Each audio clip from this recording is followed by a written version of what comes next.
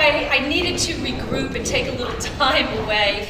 The summer always is that. And so coming back here and walking into this room is so awesome. I love sunflowers. It's so great. So we were sold out like so early because this is such a great topic. But I want to do a little housekeeping before I introduce our two wonderful speakers. So how many of you are new? See, now this fascinates me that so many people are new every single time we do this, and that's not because people don't want to come.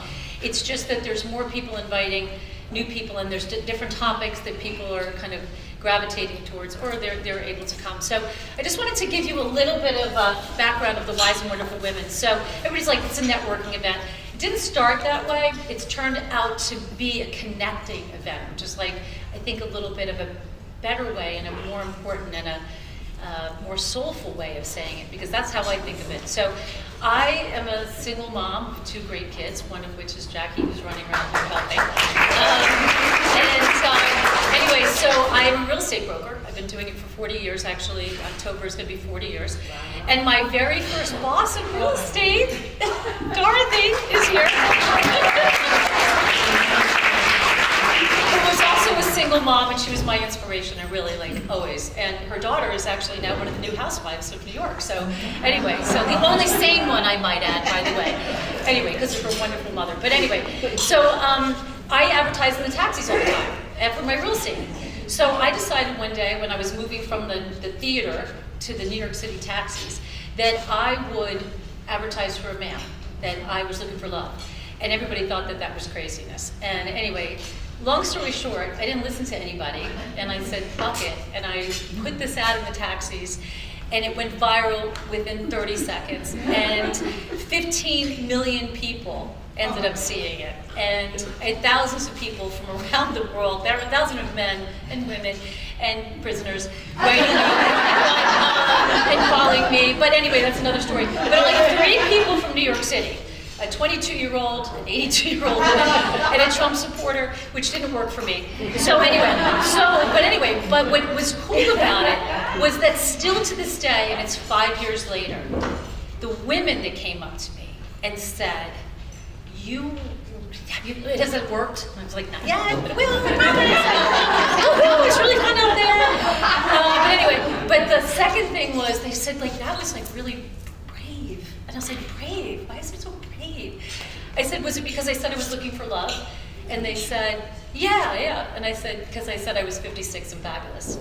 And they said, yeah, you said your name. Like, oh, you said your number, your age.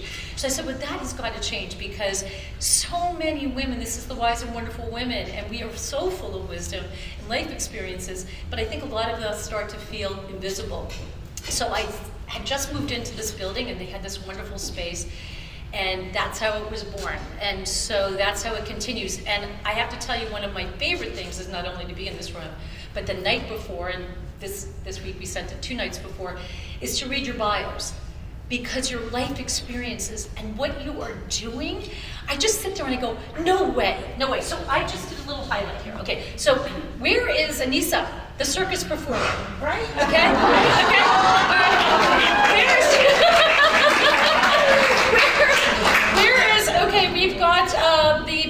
Okay, we've got Keitha.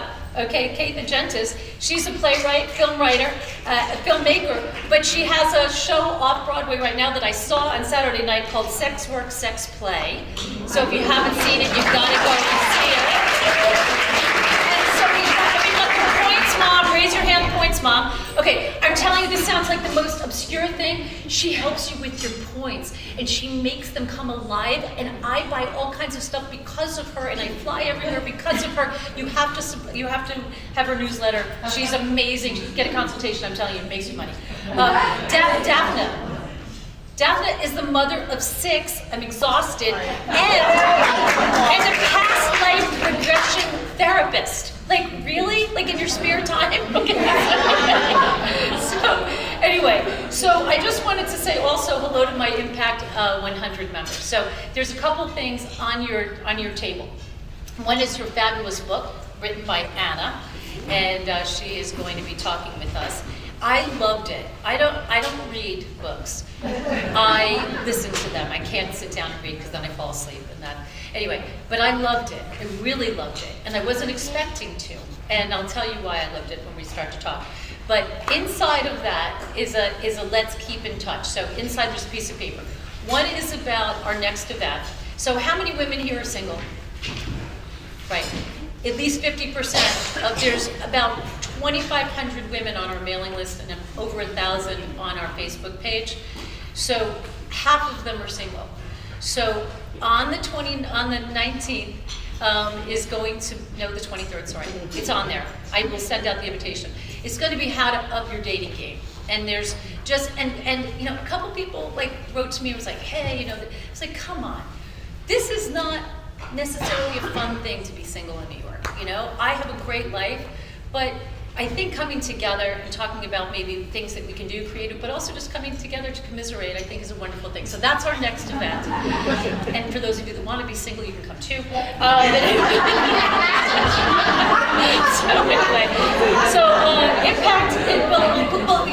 you wear like a mask. Anyway, so Impact 100 members, raise your hands. Okay, Impact 100. Okay, so Impact 100 is on there too. It is a group, a giving organization. So we put in $1,000. There's chapters all around the country, but there wasn't one in New York until very recently. So we make impactful grants to nonprofits in New York City. And it is such a great group of women. And you know that you all jointly get together and decide what donations, what grants we're going to give, and it has to be $100,000 for each of them. We had, I think, almost $300,000, 3 grants that were given out last year. But anyway, I encourage you to look into it, to join. We're having something actually here on the 11th to learn all about it. And who's here from One Block? I just want to say thank you so much. These are my One Blockers who helped me clean the Upper West Side. So that is going to be almost it. Okay, so I just wanted to say, please follow me on Instagram because you'll be entertained, okay? But I also try to use social media to be real and not to say that life is perfect and that I'm perfect. I am constantly going, holy shit, I just wore a blue boot and a black boot and I'm walking around, you know, showing a $20 million apartment. Anyway, so there's also one other thing, and Lauren is coming with me. There's a yoga retreat from a wonderful yoga teacher that I've been studying with for a long time. She's married to Rodney Yee. Many people know him from his tapes. It's at the beginning of October at the Tibetan House. Anyway, it's the 6th to the 8th. If anybody wants to come, it's all women. It's about you are enough. So anyway, all kinds of wonderful things going on for women. Anyway, yeah, probably turn your things on. No, it's okay. It's okay. It's okay. She signed right up. She followed the rules. There's also one other thing. The Wise and Wonderful Women has a Facebook page. And so if you go and you don't spell out "and women," it goes to some like dark web page. So don't do that. I am not doing that. It is the Wise and Wonderful Women, and we're talking about menopause. So it's all good. No, okay. So I want to introduce the speakers, but I want to just say how I met Anna. So this summer I have been feeling blocked. I feel like I've got this incredible life, but there's an underlying, like, I just felt like I needed to fix some stuff, and I wasn't really even sure what that was. And I've tried therapy, and I've tried, you know, just a bunch of different things. And a friend of mine mentioned that he had just come back from Costa Rica and drank ayahuasca for 4 days in a row, like all night. I was like, yeah, man. I'm like, I don't even smoke pot, I don't even drink. I'm going to just, right? So anyway, so I went, and it was a week long, and if anybody wants to ask me about it, that's a side thing. But the reason why I was interested in it and actually found it very beneficial was because another friend of mine has been working with people with microdosing with mushrooms. And again, I am not a person that does drugs, but I've seen the impact that it's made on people that other things just didn't work or in conjunction. So anyway, I met Anna, who's helping Rhythmia go and move into the Bahamas from Costa Rica. She's the kind of the medical, to make sure that it's safe, and she'll tell you about it. But I met her there, and she just beams light. And I loved her instantly. And I was like, wait, you're in New York? And I just was like, you're going to be a speaker, please, please, please. Both she and Tara have just come from speaking at the UN today. So, and I am going to read your bios, and I was laughing yesterday, because you'll see why, because it was just like, when I read the bios, I love it, but I also feel like, oh my God, I'm less than, right? So anyway, Dr. Anna Usman is an internationally recognized, award-winning Stanford and Yale-educated psychiatrist, executive coach with private practice in New York City and Connecticut. She is on the clinical faculty at Yale Medical School and is presently creating a spirituality and mental health center at Yale. How cool is that? I mean, you don't think of that there. Anna has helped thousands of people in 60 countries achieve greater impact, purpose, and joy in their work and their life and work. She's traveled, lived, and worked in over 70 countries, studied Kabbalah, learned Buddhist meditation, and works with South American shamans and Indian gurus. Dr. Usman is a frequent contributor to CNN, Fox News, ABC, NBC, and too many to count, TV, radio shows, and podcasts. That's M.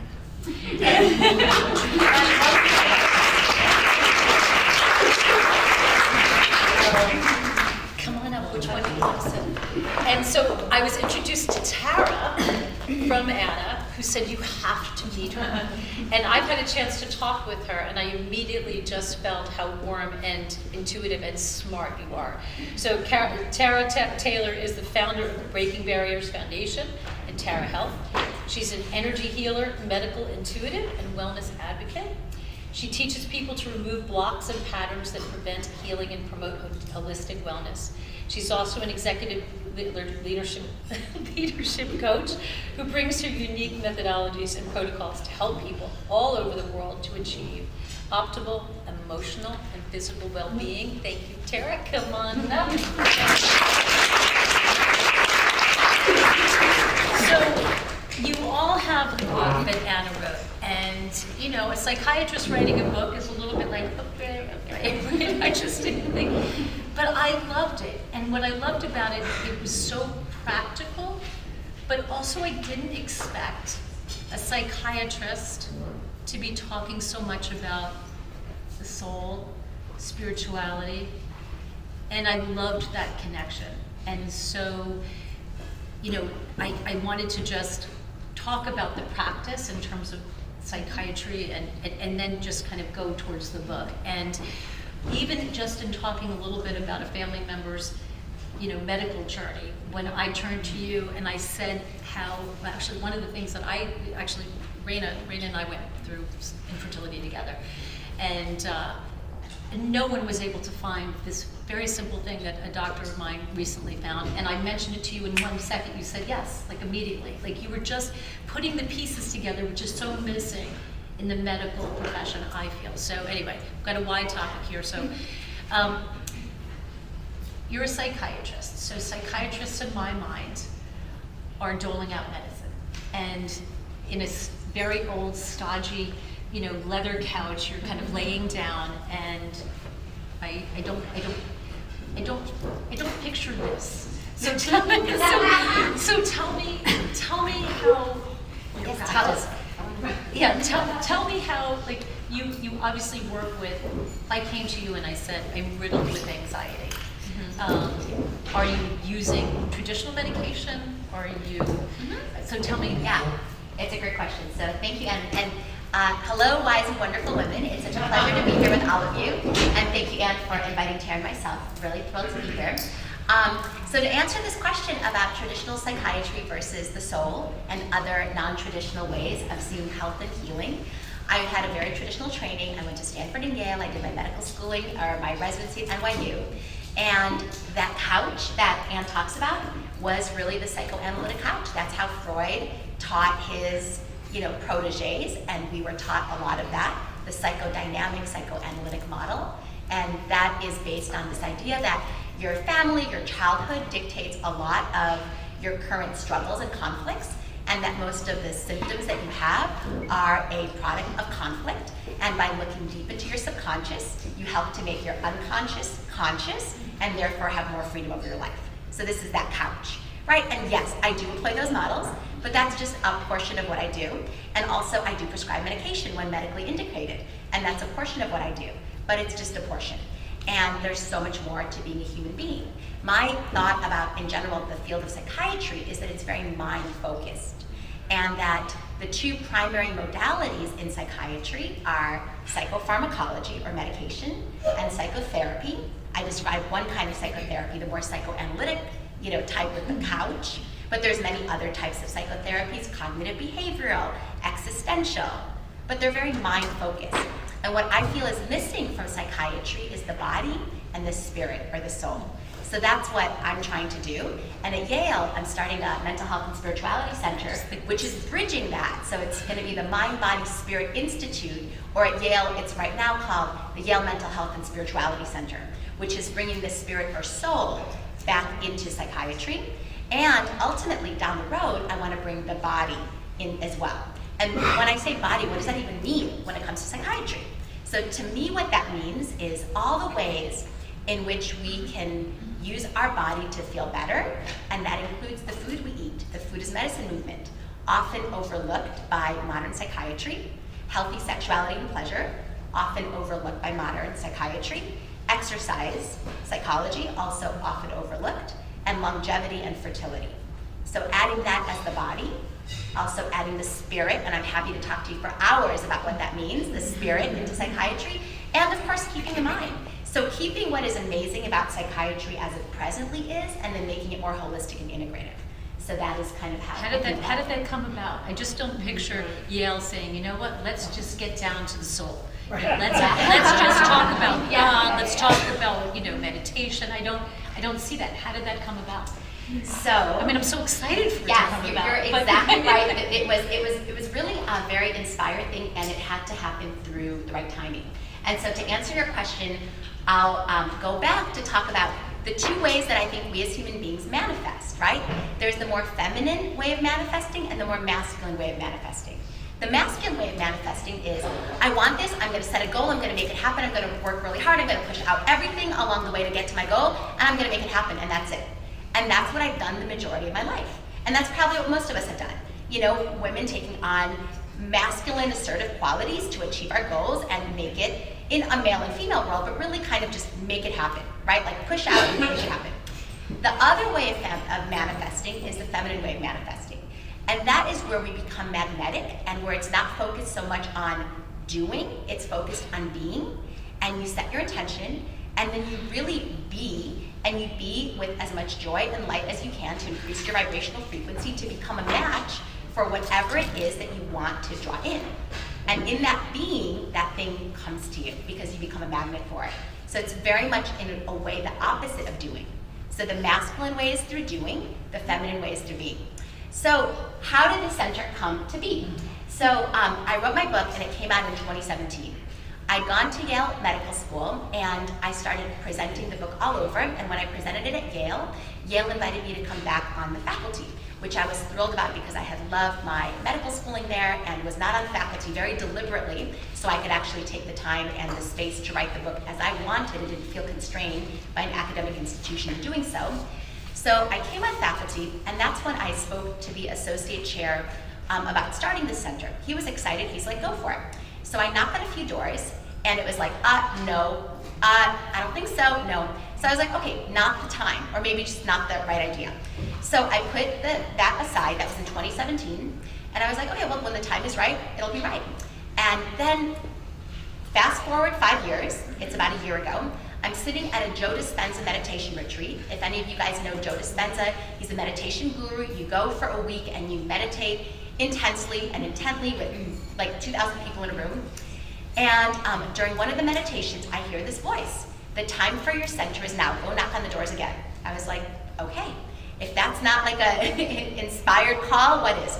So then I went to knock on the doors again, and this time the doors swing wide open. The chair of the psychiatry department is like, this is a great idea, the Mental Health and Spirituality Center.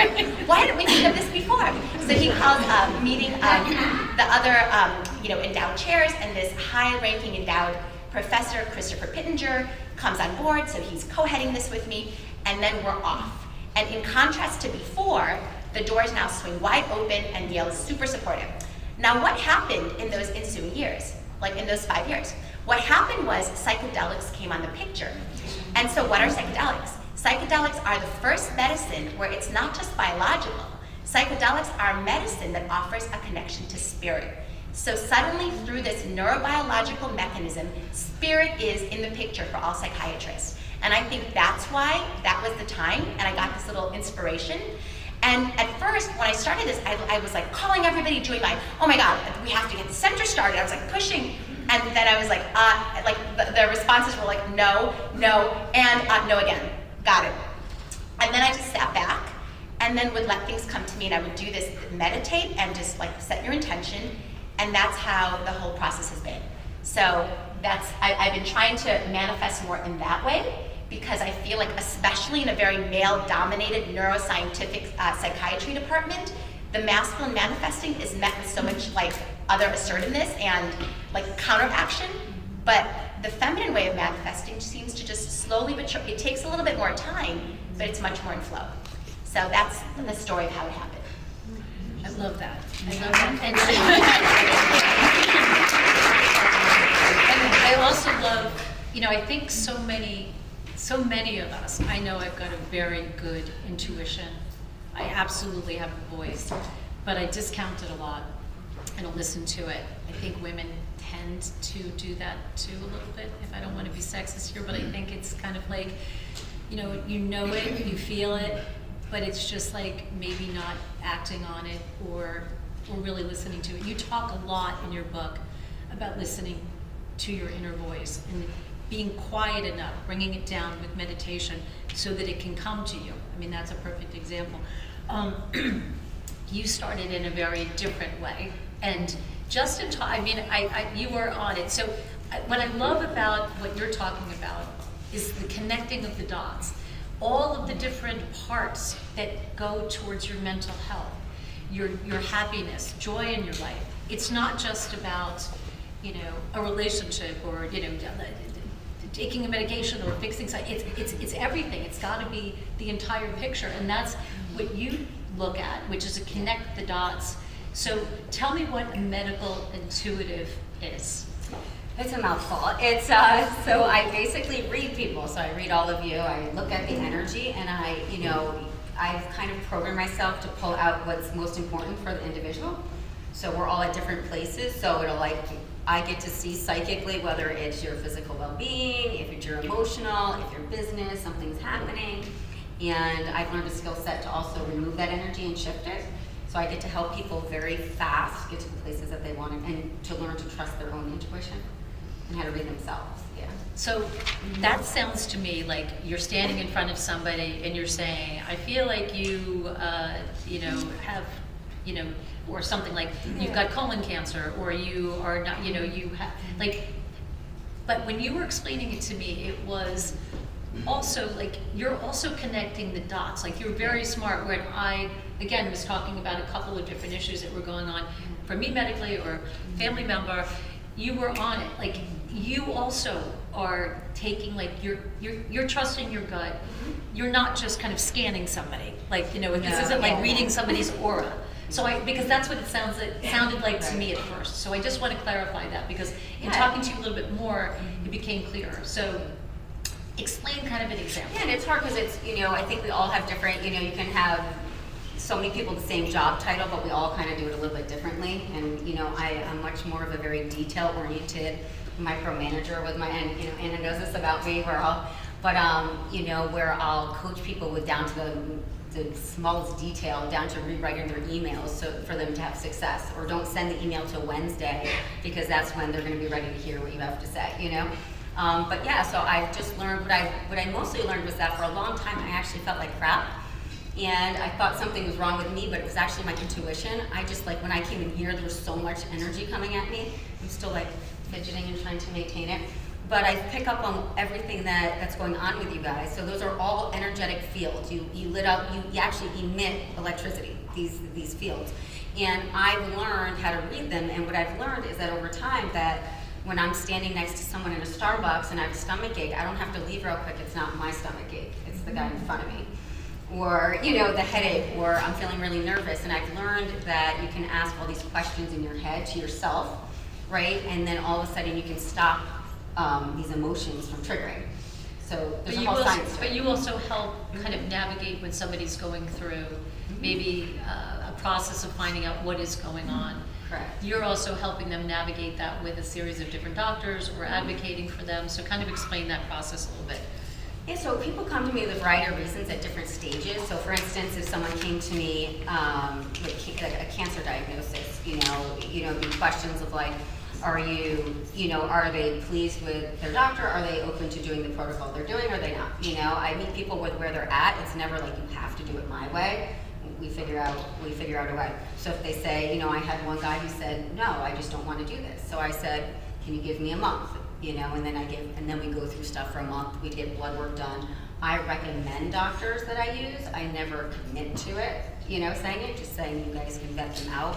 I don't personally want that responsibility fully, but I just have a handful of people, and obviously, you know, Anna's great. But yeah, so that's one instance. Then I meet people that come in, they're stuck, they don't know where the next stage of the job is, or they're feeling lost, they don't know, they've been to coach after coach, and all of a sudden I see something, they need to remove their energy. You know, it could be something very different. So each person has a story. It's like you're like walking computers and all these little databases, and I can delete files and I can add ones in, and I can do it pretty quickly. And I've learned the art of that. So now I don't like to narrow down my practice. I kind of like the challenge of having all these different issues kind of come to me. So I don't just have one thing, so I wear a lot of hats so that way I can be sharp on all my skill sets. Good. Yeah. Cool. What is going on in terms of what do you think will happen with you've got an epidemic of anxiety, depression. I think this isn't a news flash. After the pandemic, I think so many people just really are just struggling, drinking too much, just not taking care of themselves, right? So what are you seeing that is on the horizon? You were saying that psychedelics have now kind of entered into the field. You do treat people if somebody has anxiety or depression. You are going through the traditional kind of trying medication, but it sounded like, and maybe I'm wrong, but it sounded like, which spoke to me, treating somebody with medication, but also then trying to figure out what's going on and if there's a way to get them off of it, or what are the other underlying issues. And we're talking about this with psychiatry, but I find, again, dealing with so many different medical issues where people are just treating, let's say, the infection. What the hell why is it a recurrent infection? But just in terms of, psychiatry too. So tell me just a little bit about what you see and how you like to work. Mm-hmm. Yeah, absolutely. And you're exactly right. And as we all know, right now we have a suicide epidemic, a depression epidemic, an anxiety epidemic, an addiction epidemic, a domestic violence epidemic, and it's continued since COVID. It's very, very sad and disturbing. And what that is forcing is us to come up with novel and innovative treatments, and also more access and availability and destigmatization of existing treatments. And so I think that there's lots of ways and lots of things that are needed to address this.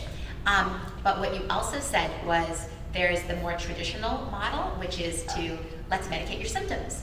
Absolutely, if that's what people want to come for, if that's like whoever a patient is, you meet the person where they're at, and you, prior to giving them what they need, you want to give them what they want. And so if they need a symptom dealt with, I can't sleep, you figure out how to get them to sleep, and then you go deeper. And then you ask that deeper question that Anne's saying, what's underneath all this? How do you actually get to what the root is? What do you feel the root is? Is it a lack of purpose? Is it a disconnection from yourself? Is it an issue with a spouse or partner that maybe is unconscious? Is it something, a way in which you're not expressing yourself, a lack of authenticity in certain parts of your life, feeling like regret or unfulfilled potential, or there's 80 million other things that it could be, and really working with people to go deep and understand, and people don't always know. And so sometimes, this is why, you know, we mentioned these psychedelic treatments, they're sometimes very powerful because they can also help to take the lid off things and in a safe and gentle way, sometimes not so gentle, but usually safe and gentle, show people what they need to see in a way that sometimes is faster than traditional therapy. And then there's also amazing people like Tara, who are deeply intuitive and are able to also, she talks to a person, she's able to look under the lid and say, okay, well, here's what you're saying, and here's what I'm seeing, and here's what might be helpful. She can see a psychodynamic issue, she can see a conflict, she can see an energetic imbalance, she can see a nutritional deficiency based on her intuition. So I think that this is also something that's coming down the pipeline. First of all, us, like regular doctors, developing their medical intuition more, and then being able to work together with individuals who have this deeply developed capacity in a very profound and unique way, like Tara, to be able to partner. And that's why I've loved working with Tara. I feel like she's given me profound insights into my own life and into my work with patients. There you go. You were talking about healing the brain, and in your book, and you were talking about journaling, meditation. What are some, like, I mean, I know for me, I must meditate. I started several years ago, stopped. Everybody in my life saw a profound difference, not for the better. One of the things coming back from Rhythmia was, it was a commitment to making sure that I was doing the different parts of my life that will contribute to me feeling less anxious.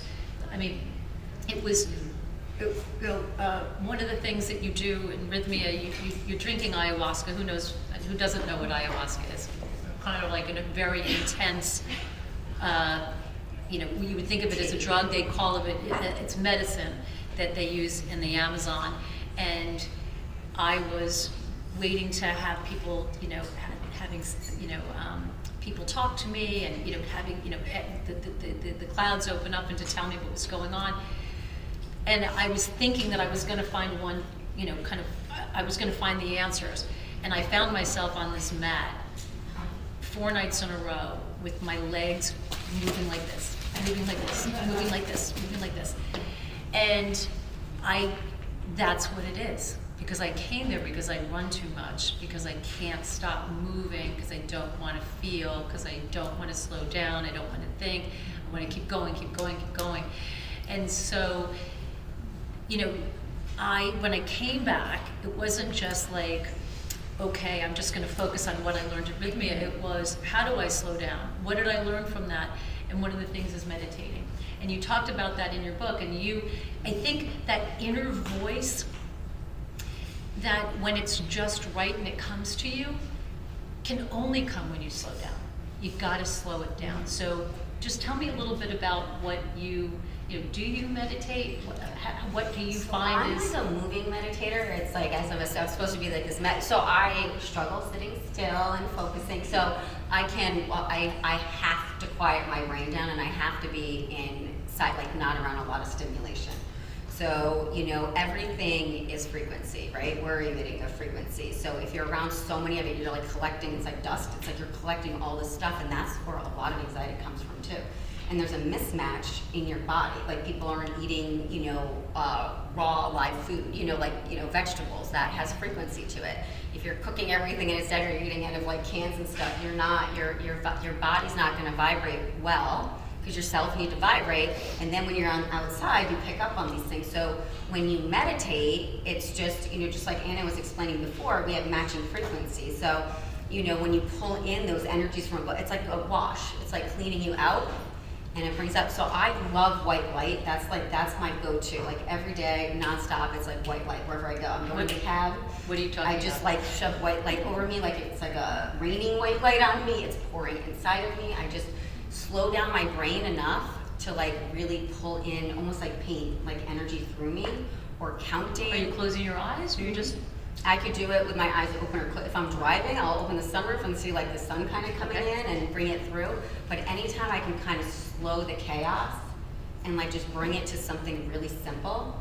And when I'm working on someone's brain, and Anna knows this, I'll give like mantras, or I'm like, just count. or count backwards, because when you're not thinking, I can literally see a part in your brain of like something I need to kind of take out, and and I can rearrange stuff. But in general, we just have to really realize that we are energetic beings, and that you can't expect to be in this 5G world and our phones and we're satellites and all these things going on and the vaccines that have metal traces in it, and expect that our bodies are going to respond well to it. I think that you have to put your feet on the ground and ground, just like you put a metal rod in the ground and it lights a light bulb. I mean, there's electricity, so we have to really understand that there's a science to this. I give Anna so much credit because she speaks so fluently about it, but a lot of people in this field would be afraid to go up to, and she just comes right in and she tells you. But she She's like, speaks "This is what we're ability. doing. This Right, is what exactly. we're doing," and everybody wants it, and we just want to collaborate and teach, because you don't always have to medicate. Right. In natural medicine, the body adapts to usually faster.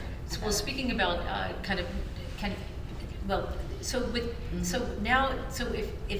so if anybody here is wanting to, let's say, kind of get some faster help or more spiritual help, and they're thinking, I might want to explore kind of mushrooms. Mushrooms are illegal, right, in the United States? In certain states, if you decriminalize in certain states, you can microdose pretty freely. So I think if you let's get go back to what's Yeah. microdosing, just to Yeah. kind of bring it back. So Yeah. when we're talking about, mushrooms, what exactly are we talking about? And why would a mushroom help your brain? And where is it decriminalized? Sorry, go ahead. Okay, yeah.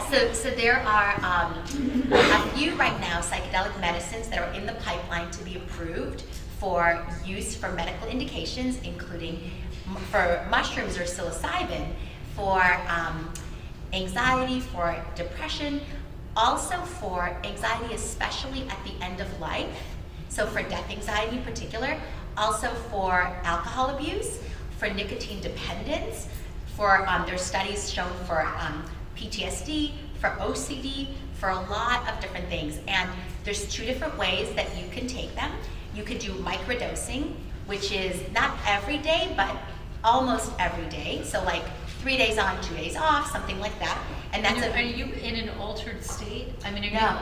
Okay, so is this just the chemical component of Yes. of a mushroom? Okay. Exactly. So it's like a pill, but it's not a big pharma pill. Exactly. And it could be as a pill, it could be as a chocolate, it could be as a tea. There's many different formulations. Usually the microdoses are of a pill, and at a very low dose, it's a dose that you don't have any hallucinations, you don't have anything that changes your sensory perception in any way, but it could reduce anxiety, reduce depression, heighten your cognition a little bit. And usually the dose of that is about 0.1 to 0.3 or 0.4. That's of a gram. That's considered a microdose. Above 1 gram and up is a regular dose, and people can go to 2 grams, 3 grams. Above 6 grams is a hero's dose. There's very high doses that you can do. And usually above 1 gram, sometimes for people for a little bit less than that, you're going to start getting perceptual shifts. So you can have some hallucinations. You can feel things in your body. You can see things. You can hear things. Certain channels of perception can open up. You can become very intuitive. The talents that Tara has normally, for some people, will open up with something like mushrooms. So it's very interesting. Now, so mushrooms are decriminalized in Oregon, and I believe that they are legal in Colorado. And you can actually get, there's a site, Mycology Psychology, where you can do an evaluation. They can send you legally microdosing tablets, but then to actually do What was the name? Well, Mycology Psychology. Mycology Psychology. My college. There's. By the way, just because I forgot to mention, there are pads on there with pens. So if anybody wants to write anything down, because the problem is when you're taking notes on your phone, then it makes it look like you're texting. So that's why I have them there. Take them home, whatever. Okay. Yes. And you're ready. Get the done pen. There you go. Yeah, All right, and go my ahead. patients have told me that Mycology Psychology now has such a long wait list that they're not, so contact me if you are interested in this, and I'll connect you to the proper people, because this is something, I have so many people contacting me about this now, about microdosing. And there is a lot of data that it actually does help with these parameters, and some people have used microdosing of psilocybin to get off their antidepressants, or to use it instead of antidepressants to help with anxiety, depression, and like to improve their cognition. And the microdosing, it's best done not just alone, but actually with stacking. So if you take the psilocybin and add a little bit of another mushroom called lion's mane to it, and a tiny bit of niacin, so the microdose, the psilocybin, actually can vasoconstrict, so constrict your blood vessels a little bit, and niacin actually opens them back up, but not to do over 25 milligrams, because otherwise you start to flush. It opens your blood vessels so much that you flush, and you don't want that. So there's like a little combination. So this has been shown to be effective, and actually when you stack it, it's 10 times more effective. And then at the higher doses, you start to have these journey experiences. So you can have a very powerful, profound perceptual experience, akin in many ways to what Anne experienced with her ayahuasca. Like you can have, you might have that, exactly. Or you might have some sort of revelation. It can open you up to something. You can have like a, go back to your past, be shown something from a spirit guide, etc. So that's like a very powerful one-time journey experience that you then have to integrate. So this is a little bit about how psychedelics and psilocybin works. Yes? Hi. Do you also do ketamine therapy? Yeah. So another psychedelic-like compound that right now is legal. So the legality of psilocybin is actually, it's not legal yet in most states. It is legal in some states. It's not federally legal. Federally, it's still Schedule A. Schedule A means high abuse potential, low medical utilization use. That's actually not true, and that's why it's actually legal now in some states and decriminalized in others. And there's about 74 bills before Congress to legalize it in other states, etc. So it's going to happen more often. However, the safe and effective psychedelic, if you do want this experience completely legally, is ketamine. It's not actually a psychedelic, but it's a psychedelic-like substance. It works through a slightly different mechanism. Mushrooms are plants. They grow in nature. Ketamine is man-made, so it's different, but it does still provide powerful perceptual experiences that help people break through. And then it's also an experience that you would do with somebody, guided, and then you integrate that experience. Like, what did it mean to you thereafter? Can we ask questions now, or wait? Sure, ask questions, because usually we wait, but let's rock and roll. Mind, body, spirit. Do you work with people that are neurodivergent and on the spectrum? Yeah, neurodivergence. And so what does neurodivergence mean? That's anybody who might have ADHD, might have any form of mild autism or more severe autism or dyslexia or anything like that. And actually, it's very interesting. I do work with those people, and there's a lot of data that shows that those people in particular actually fare even better with psilocybin, with ketamine, and other psychedelic medicines. It kind of opens them. And I'll tell you a fascinating story. I was at this group called Summit at Sea, and I met this fascinating man named Gianni Matri. He was an investment banker. And then he had a psychedelic experience with the psychedelic we haven't discussed here called 5-MeO-DMT. It actually comes from a frog. So he had this experience, and it knocked him unconscious for a few minutes. And then he came back with the 64th ever known case of acquired savant syndrome. He suddenly developed all these amazing physics abilities that he's never had before, and basically downloaded them in a psychedelic journey and came back, and now is working with physicists at Harvard and in Moscow with like the highest level physics. It's completely changed his life. And there's 64 documented cases of this. Some people have, through psychedelics, but some people through hitting their head on something.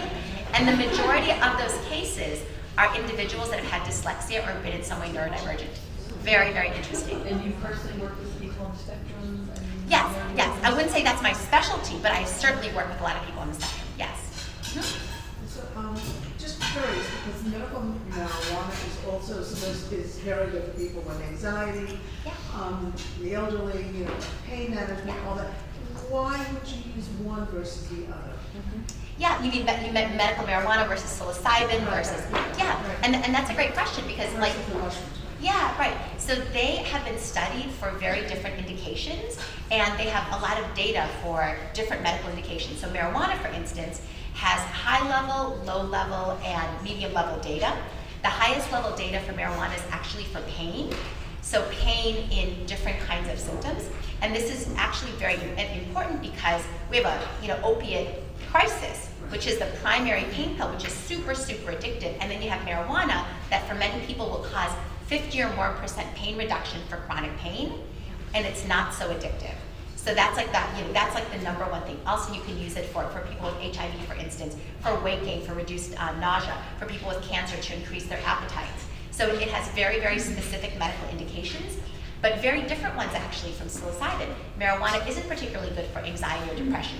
For some people it is, but on the whole it's not. And marijuana also has a totally different side effect profile. So the drawback of it is often you'll have some cognitive dysfunction. And the interesting, like it could cognitively dull certain people over time, and you can create amotivation syndrome. So people can not be so motivated. But that also depends on a certain genetic propensity. There's a certain gene people have called the COMT gene. And if you have the valine version of it, you're more likely to become, have cannabis use dependence, which is like an abuse of cannabis, like be more addicted, and to have the cognitive dulling. So it's interesting what they know now, but in answer to your question, all the different drugs have different known medical indications, so they're not all equal. Yeah. I have a question for Tara. I'm super curious how you came about to realize that you had this gift. Was it, and I'm like curious, did it come down from maybe from like the feminine line in your family? Yeah, they say that, right? Yeah. But both sides had it. I think when you look back, you're like, oh, I've had this forever. I had dreams that came true as a child and all these things. I didn't tap into my gift until I was an adult, and I actually was in a health crisis. And I was in surgeries and stuff, and I would wake up seeing stuff more. And basically, it was one of those things you couldn't push away. And so I learned to manage it, and I would work with people from around the world that were the best at what they did if I was going to do it. But yeah, it really started off with a very a huge increase in the sensitivity around people. And if someone said, I'm in a bad mood, all of a sudden I'm in a bad mood. I'm like, hey, me too. And I didn't realize I'm picking up on everybody's stuff, so it just started cranking up. And that can happen to people where they just have these awakenings, or like to what Annie was saying, you can go through these, whether it's ayahuasca or anything, you can have something, you're just, smoking a joint with some friends, and then all of a sudden you've opened up something that now your body, wants to do more of. Mm-hmm. Do both of you tend to work with people in person, or can you work with people over the phone? I mean, I would think that if you're feeling somebody's energy, that you've got to be in front of them, or is that not the case? No, my practice is primarily virtual. I just do it through FaceTime and make it really easy, and then I will travel for clients that need to see me, or I'm doing private rehabs or what have you. I'll come in for special cases or whatever I need to. And how about you? Yeah, I do the majority over the phone and on Zoom.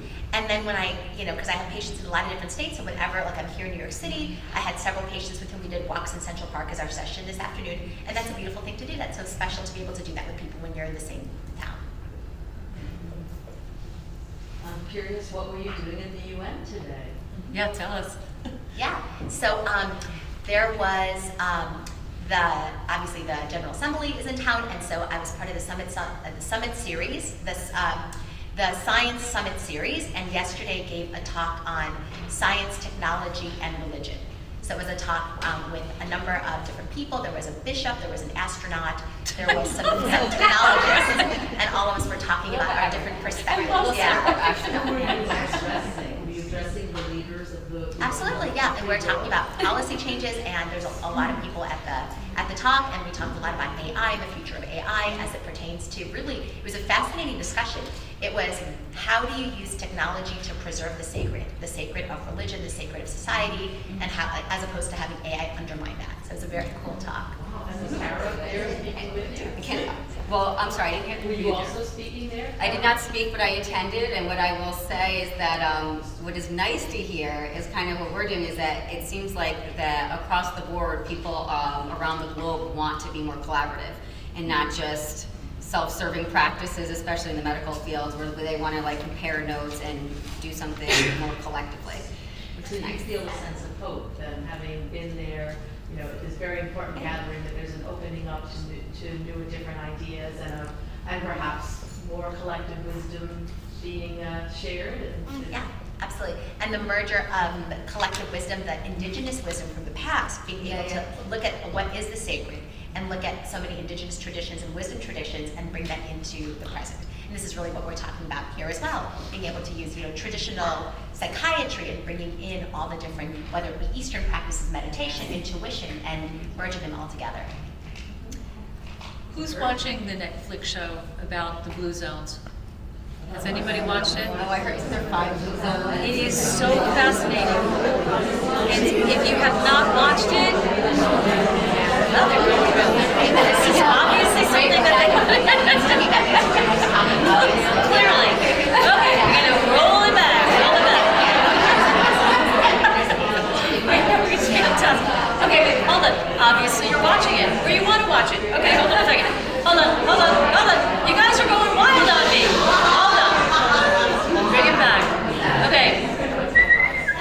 Okay. So anyway, what I loved about it was multifaceted, just many, many different reasons why people are living to be 100, or why there's certain areas around the world. One of the things was about spirituality, and it was saying that how that was one of the, it was, they just went through like what are the same, what are the commonality of each of these places, because they were so different, Loma Linda, California, and Costa Rica, very different. So when you talk about spirituality, like I think about like I've got to go to church, or so is it because when they were talking about this with the Blue Zone, it didn't matter what it was. It didn't matter that it was a feminine energy. It didn't matter whether it was going to church. It was believing in a higher power, or kind of, again, slowing down to so you talk about that a lot in your book. And so you've learned a lot from Buddhist meditation or from Kabbalah. What would you say, how would you describe your spirituality, or like, what do you believe about a higher power? Me personally. Yeah. I mean, what if because you have that's what you've done for so long. What's the conclusion you've come to, or where? So, and my conclusion is a consistent dialectic. It's something that I'm consistently learning. I wouldn't say, oh, okay, here's the truth, guys. Let me tell you all what it is. Here it is. I've been studying this for a while, and so boom. No, not at all. It's something that's constantly evolving, and you have challenges in your life, and you understand your spirituality in accordance with those challenges. As those challenges unveils different parts of you, and as you connect to spirit through those challenges, and it's like this consistent dialectic that you're constantly evolving and growing and changing. And I think spirituality, for me, it's a very complex topic, which is why I'm so interested in it. I think some people have very simple faith. For me, it's not. It's really like trying to understand and make sense of why do things happen, how do things happen, how do we manifest, what works, what doesn't, asking the difficult questions, why do bad things happen to good people? Like, really, it's at the root of that. And there's tons of data. The data on it is fascinating. The data on it shows that, for instance, individuals who go to church are less likely to be hospitalized for any condition, and when they are, their hospitalization is shorter. Very interesting. The #1 predictor of sustained remission from alcoholism is having had a spiritual awakening. The elderly with depression, if they consider themselves to be believers in anything, in any religion, their depression is shorter lived and less severe. And that's just the beginning. There's so many statistics in this regard. And so what does faith and what does religion offer? It offers so many things, questions to difficult, life, quandaries. It offers community. It offers purpose. It offers meaning. It offers life-affirming beliefs. It offers healthy messages about how to live a good life. So I think that this is why spirituality helps people to live into their hundreds, among many other reasons. I'm glad you just brought it. I was waiting for one of you to hear this, to say this word, which was connect.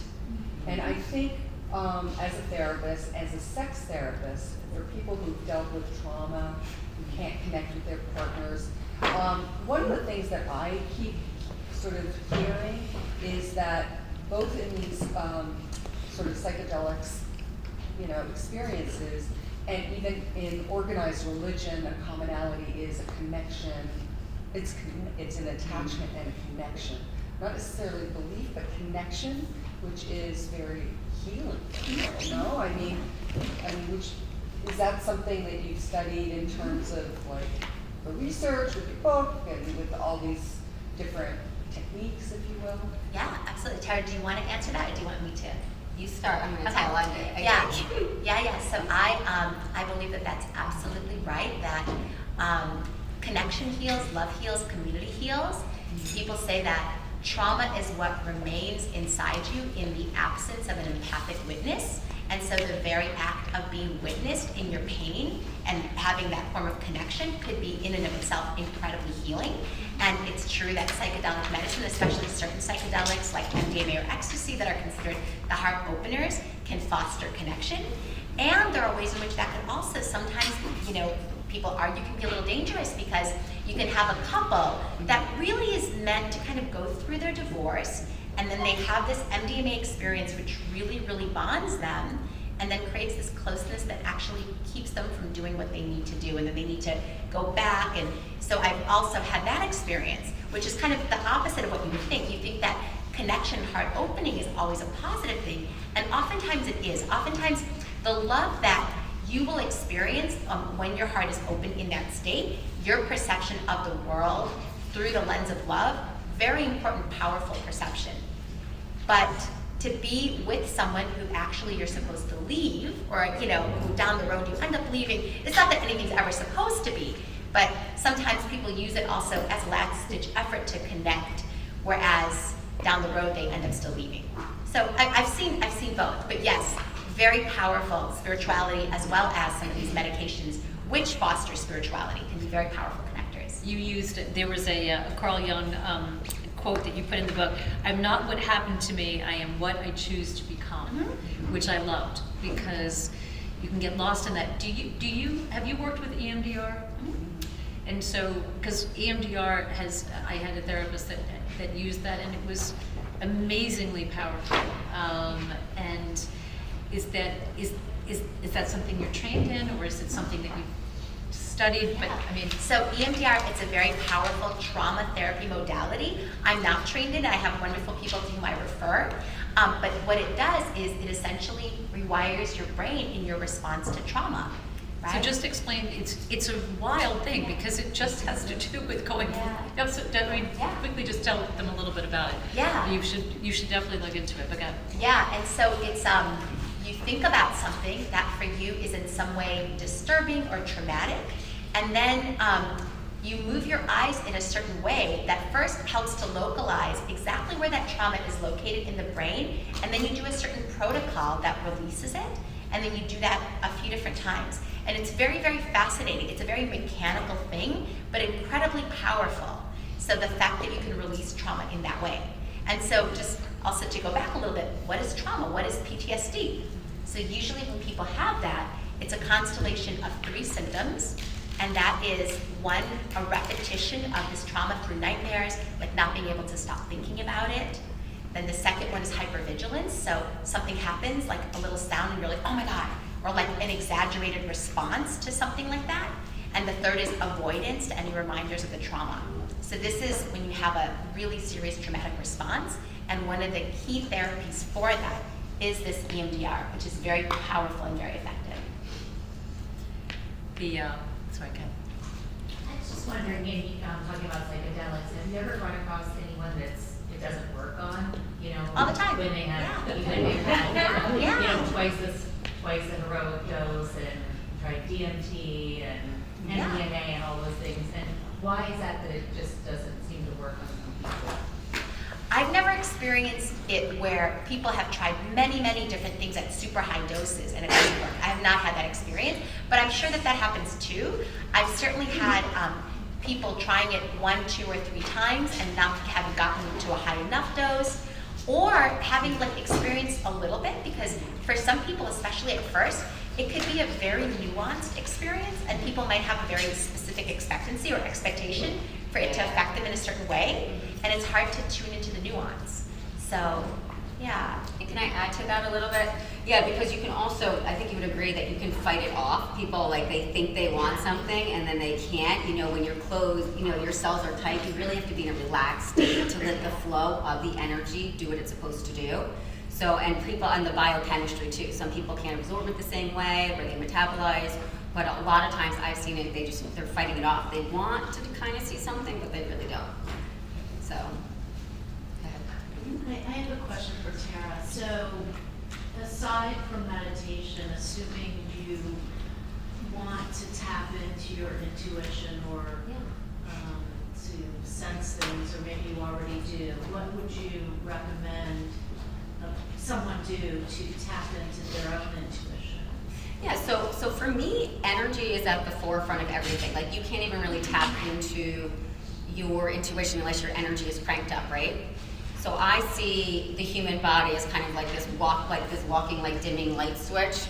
So every day, you have to really feel that you have to have your energy vibrating high in order to see what it is that you need to see at that frequency. So, it's about if you're in a bad mood or if you're mean to people, the light switch comes down. It's a little bit darker, right? Not as high. If you're eating crappy food, it comes down, right? If you're surrounding yourself by people, you're drinking all the time every night and you wake up, your body's gonna be tired, your frequency's not gonna be vibrating to a place where you can have the flow that you need to have to attract the energy that's really gonna give you the stuff that you need to develop yourself. So I think that at the forefront, there's not one part of your life that the energy wouldn't be beneficial to, whether it's a physical disability or emotional. So spending, as much time as you can on a daily basis and just making good decisions. Having the one less drink, or drinking the water, or choosing the greens, making sure you don't leave an argument a certain way. All those things actually do change your energy for your intuition to develop. And then it goes to meditation and the salt baths, the earthing, and all the spiritual practices, and getting lots of rest. I'm going to take one more question. Go ahead. I'm just curious, what do you sense in this room, the energy? I really wanted to clear the room. I sense like a really lot of powerful women with a lot of pain. Actually, there's a lot of suppressed pain in the room, but there's just a lot of powerhouses in this room. And you don't want to mix the two because it's combustible. So you want that power to kind of come out. It's like shaking up a soda can. You want to undo the top. You just want to. So the meditation is opening up the top. And meditation and embracing who you are, dealing with your stuff, not pushing it off, talking to a good psychiatrist, dealing with some good psychedelics, right? And shifting your energy, it's a nice little recipe. I want to thank you for